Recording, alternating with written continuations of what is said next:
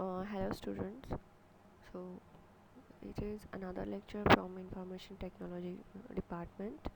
Myself is Professor Gauri Javle. Now here I'm going to show you the index for our today's lecture. Uh, Before starting with the today's lecture, so we will start. So what are the points we learned up till now? First one, input tags plus advanced tags, and for advanced input tags and the meta tags we learned all the information in the previous sessions. Then we deeply learned about the what do you mean by the css means cascading style sheet. Third point, we learned that various types of the css. The first one, internal css, external css, inline css. Then we learn about the types of the selectors. There are the four types. First we learned ID selector, then we learned about class selector, then we learned about the universal selector, and last we learn about from the types of the selector is grouping selector. Now today we are going to learn about the positioning of CSS, in which the first we are gonna learn static positioning, second the fixed positioning of CSS, and relative and the absolute one. From these four types of positioning of CSS, today we are only going to be start with static and the fixed CSS. So what do you mean by positioning in a CSS? To give the position property of any element, that means we are able to assign the particular position of your elements in your entire HTML code. Element property can be positioned by using these properties such as top, bottom, left or right. That means we can give the position of the element in these four directions: top, dot, bottom, left and right, while using this positioning in CSS.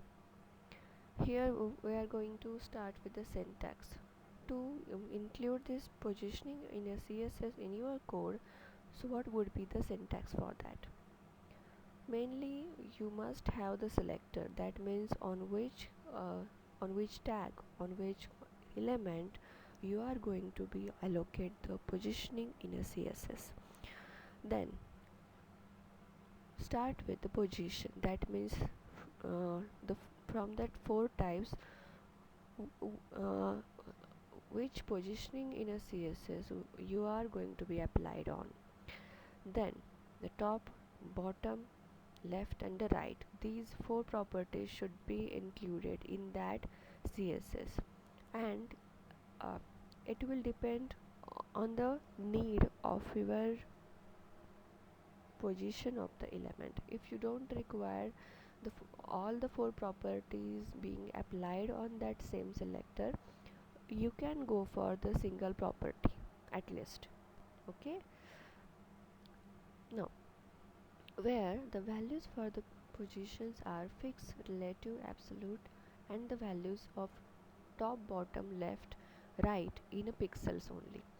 मतलब अगर position एक particular position आपको पूरे code में, जैसे ही वो code HTML का code run होता है, यू नीड टू एलोकेट और फिक्स सर्टन पोजीशन कि वहाँ से पोजीशन में आपका H1 के अंदर जो सेंटेंस है वो on that position he print होना चाहिए, उसके जो सेंटेंस है वो कहाँ पर भी शिफ्ट नहीं होना चाहिए. तो आप ये प्रॉपर्टीज़ चूज़ कर सकते हो.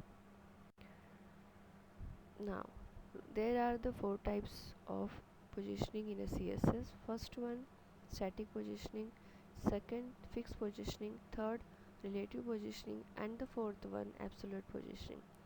So now in this today's lecture we are going to be start with static positioning CSS.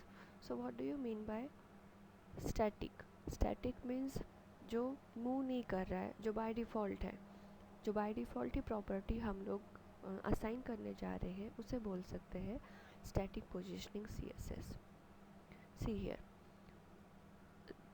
this is by default position for your HTML element. It is a set default as it is. It is not affected by its properties such as top, bottom, left or right. For example अगर हमें सारे के सारे जो elements है कोई भी property हम अप्लाई नहीं कर रहे to change their position, so it will remain static positioning CSS. So it is not required to give any example. All the previous example we learn without applying any positioning of the CSS, they are called as by default. The values, the position of the HTML remain as it is. Okay, so all the previous examples in which we are not going to be applied any positioning, they are known as static positioning CSS.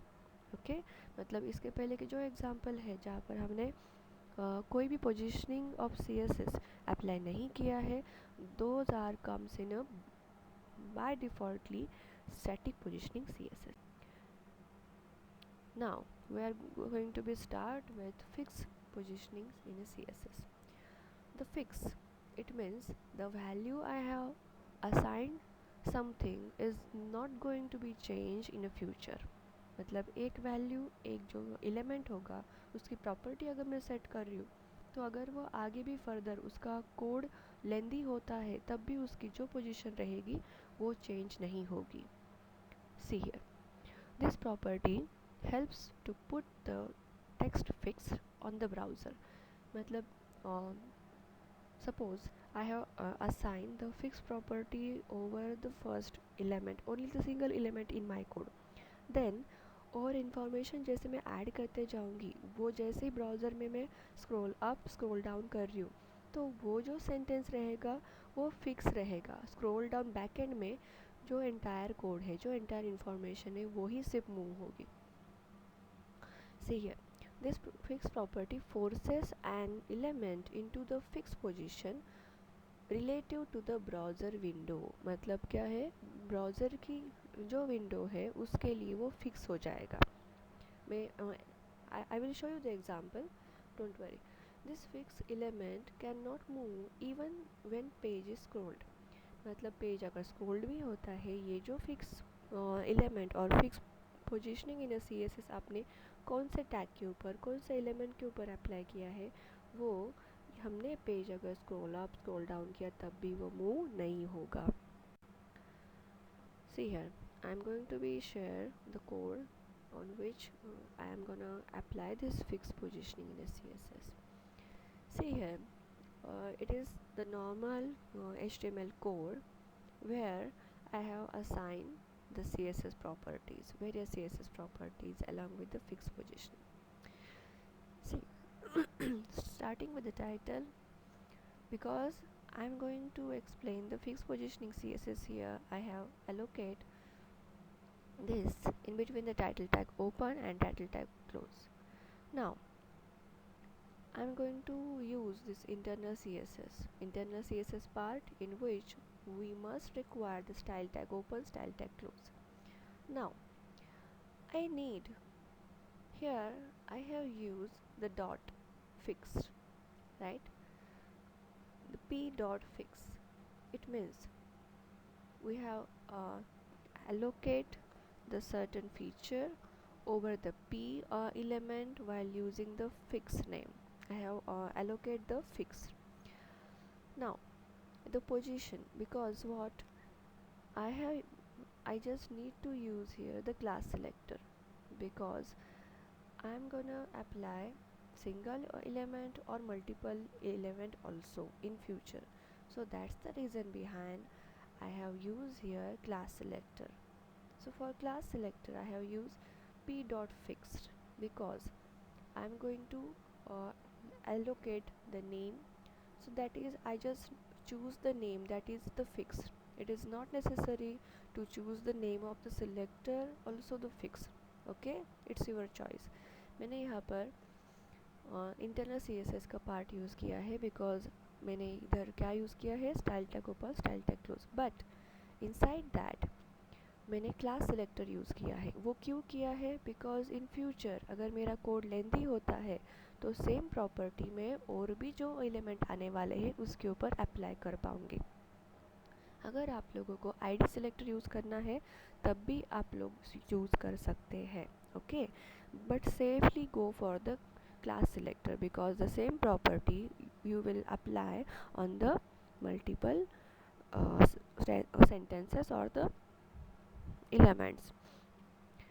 Now इधर क्या use किया है मैंने? P dot fix. अभी in general जो syntax क्या होता है, first you need to write its property. Property क्या है? क्या पोजीशन अप्लाई की तो पोजीशन उधर आना चाहिए। अभी मैंने अप्लाई किया है फिक्स, तो उसका नाम ही क्या है? फिक्स, तो वो फिक्स इधर आएगा। जो बाहर मैंने पी डॉट फिक्स यूज़ किया है ये ऑप्शनल है, ये मैंने नाम एलोकेट किया है जो मेरे क्लास सिलेक्टर का है, वो है डॉट फिक्स। आप लोग उसका नाम चेंज कर सकते हो, बट अंदर जो है पोजीशन क्या है वो उसका बाय डिफ़ॉल्ट नाम जो 4 टाइप्स है ना पोजीशन के, वो आ जाने चाहिए। तो उसमें से मैंने फिक्स यूज़ किया है तो फिक्स मैंने उधर इंक्लूड किया है। देन जैसे कि आपको पता है कि 4 प्रॉपर्टीज़ के ऊपर अगेन आप उसके जो पोजीशन है वो डिफाइन कर सकते हो। वो कौन से हैं? एक है top, bottom, right and left. इसमें से एज़ पर योर रिक्वायरमेंट चारों के चारों चाहिए ऐसे कुछ नहीं है। अगर दो भी तुम यूज़ करते हो और वो तुम्हारे जो एलिमेंट है उसको सेट करने के लिए सफिशिएंट है, then it's okay. You you will go with the two properties also. जैसे ये मैंने यहाँ पर यूज़ किया है, I have been use the top property. उसके मैंने पिक्सल सेट किए हैं कि टॉप मतलब टॉप से उसका मार्जिन कितना होना चाहिए। It will leave the 50 pixels from top, and that element required to print, then he should leave the 5 pixel from the right direction boundary of the your browser. समझ में आ रहा है? मतलब अगर मैंने क्या किया, टॉप से अगर मैं मेजर करती हूँ कि from top it is for the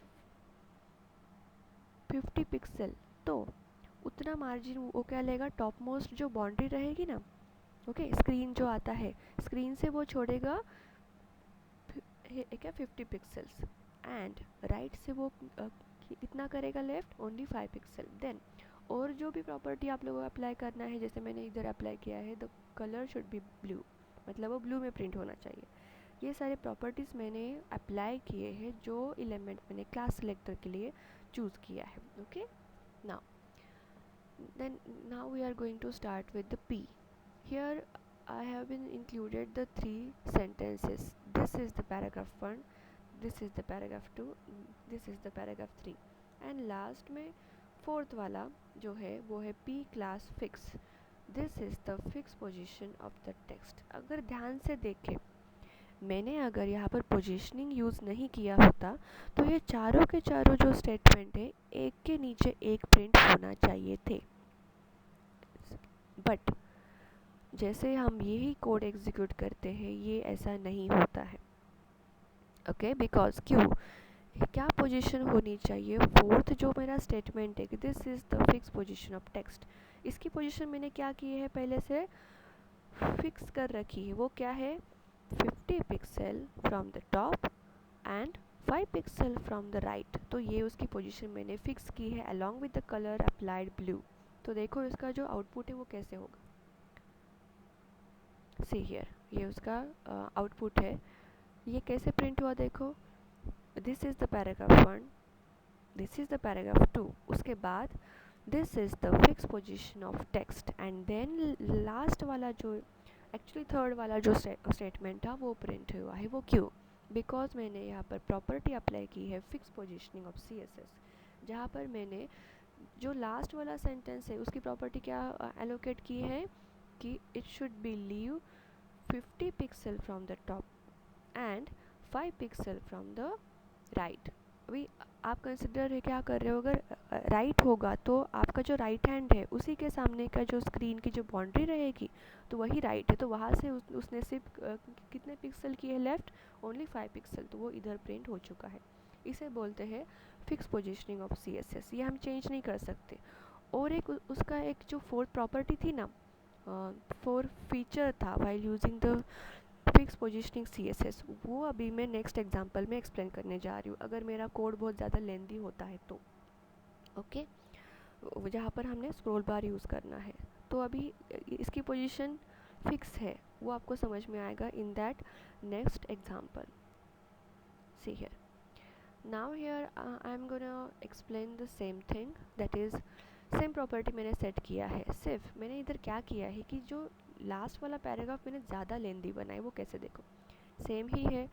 इधर स्क्रॉल बार तुम्हें यूज़ करना है, तो देखो बॉडी के लिए मैंने स्क्रॉल बार, मतलब ये कोड एग्जीक्यूट होने के बाद स्क्रॉल बार आना चाहिए। वो कहाँ आएगा, मेरे जो कोड स्क्रीन कैसे कौन डिफाइन करता है, जितना भी कोड हो वो अगर बॉडी के इन बिटवीन तुमको अप्लाई करना है, वो फीचर एंटायर स्क्रीन के लिए अप्लाई करना है आफ्टर द एग्जीक्यूशन, तो वही कोड कि वही प्रॉपर्टी वही टैग्स तुमको बॉडी के ऊपर यूज़ करना पड़ता है।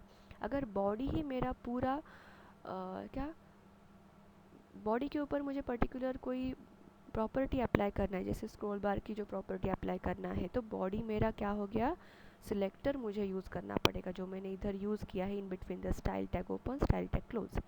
एंड बाकी जो भी पोर्शन है वो सेम ही है एज इट इज़ मैंने जो लास्ट एग्जाम्पल में यूज़ किया है। देखो here I have been use again here the class selector, उसका नाम कैसे वो कैसे समझेगा कि वो क्लास सिलेक्टर है, represented by using the dot symbol. और वो मैं कौन से इसके ऊपर यूज़ कर रही हूँ, द पी टैग, तो पी डॉट फिक्स ये उसका नाम हो गया, ये उसका रिप्रेजेंटेशन हो गया कि I have been use here class selector. Now in general जो सिंटैक्स होता है वो क्या है, अगर पोजीशनिंग में एलोकेट कर रही हूँ तो पोजीशन ये प्रॉपर्टी फर्स्ट वहाँ पर आनी चाहिए, उसकी क्या वैल्यू मैंने सेट की है कि ये प्रॉपर्टी होनी चाहिए फिक्स वन, मतलब 4 टाइप्स जो है उसमें से सेकंड जो टाइप हम लोग एलोकेट कर रहे हैं, तो पोजीशन कौन सी होनी चाहिए, ये यहाँ पर एलोकेट होना ही चाहिए। देन इंटरनल उसके 4 प्रॉपर्टीज़ रहते हैं, एक top right left and bottom. इधर मैंने चारों प्रॉपर्टी नहीं सिर्फ 2 प्रॉपर्टी यूज़ की है, एक है टॉप जो लीव करेगा from 50 pixel from the top, and right one जो लेफ्ट करेगा 5 pixel from the right boundary of your screen. And again I have applied the one more property over that element, is the color should be blue. Here all the CSS I have allocate, it is only in between the style tag open style tag close, that means मैंने यहाँ पर internal CSS का role play किया है। Now start with the p tags. Okay, here I have mentioned the 3 p tags over here which are going to be represented. This is paragraph 1, this is paragraph 2, this is paragraph 3. Then I have been allocate this p class, that means the class selector is equal to fix one, because मैंने इसका नाम ही दिया है क्या है, p dot fix है, मतलब ये उसका नाम है तो मैंने नाम नहीं दिया है। This is the fix positioning of the text. ये जो पार्ट है जो मैंने CSS पोजीशन के लिए प्रॉपर्टी सेट किए है, इसके एक ही सेंटेंस के ऊपर अप्लाई होगा। देन अगेन मैंने p टैग यूज़ किया है जहाँ पर मैंने एक पैराग्राफ प्रिंट किया है, वो पैराग्राफ बहुत लेंदी है, अब मैं वो आपको दिखाने जा रही हूँ। वो पैराग्राफ से it is only the information of something, so उसके ऊपर कुछ बहुत ज़्यादा फोकस करने की ज़रूरत नहीं है। मैंने जस्ट एग्जांपल के तौर पे दिखाया है कि अगर तुम्हारे पास इतना बड़ा लेंदी कोड होगा तो वहाँ पर ये जो एक fix positioning of the CSS कैसे काम करता है। देखो ये पूरा पैराग्राफ हो गया। ओके, मतलब हमारे पास क्या है, पैराग्राफ है एक ही प्रोग्राम के अंदर 5, वो देखो कैसे वर्क करता है। सी हियर, यहाँ पर आप लोग देख सकते हो, अगर मैंने यही प्रोग्राम रन किया तो सी हियर क्या हो गया कि line by line this is the paragraph 1, this is paragraph 2, उसके बाद जो पोजीशन मैंने फिक्स किया था वो एलिमेंट एक्चुअली 4th नंबर पे प्रिंट होना चाहिए, लेकिन वो कहाँ हुआ, in between the second paragraph and the third paragraph. And then third वाला जैसे उसका एलोकेशन होता है वैसे एज इट इज़ हुआ। एंड लास्ट वाला जो था paragraph entire one, see here scroll bar मैंने एलोकेट किया तो स्क्रीन के ऊपर स्क्रॉल बार आया है, आप लोग इधर देख सकते हो राइट हैंड साइड में कि उधर स्क्रॉल बार आया है। तो बिकॉज क्यों, मैंने बॉडी के ऊपर overflow is equal to scroll ये प्रॉपर्टी अप्लाई की है। It is the main reason behind that is I have been selected the selector in the form of the body itself in between my style tag open and style tag close, इसीलिए वो operate हुआ। Now next देखो, ये तो है, but हम लोग कैसे आइडेंटिफाई कर सकते हैं कि जब स्क्रॉल बार की प्रॉपर्टी भी हो, बहुत HTML का कोड जो भी इंफॉर्मेशन है वो बहुत ज़्यादा लेंदी हो, लेकिन हमको एक पोजीशन फिक्स रखना है। तो सी हियर कि हमने स्क्रॉल डाउन किया तो आगे का जो आउटपुट है वो कैसे दिखाई देगा।